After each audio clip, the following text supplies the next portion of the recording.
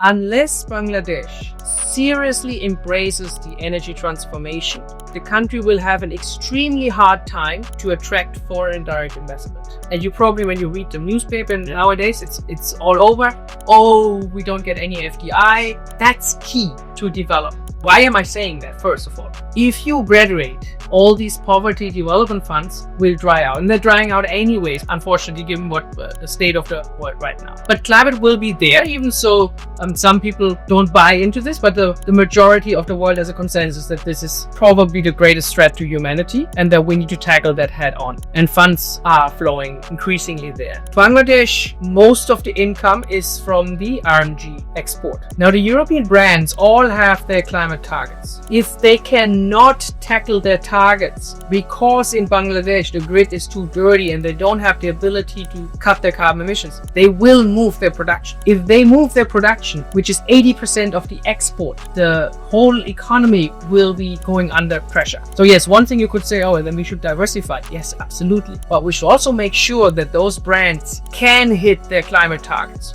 So what Solskjaer is doing is, one thing is we are helping those brands to cut their emissions in their value chain, in their supply chain. They're sourcing a lot of the garments and textiles from here. So we're putting a lot of solar on the roofs of those factories. We call that solar roof, or rooftop for the commercial and industrial sector. We're working with other decarbonization techniques in terms of energy efficiency, heat recovery for those factories. That is a climate change effort.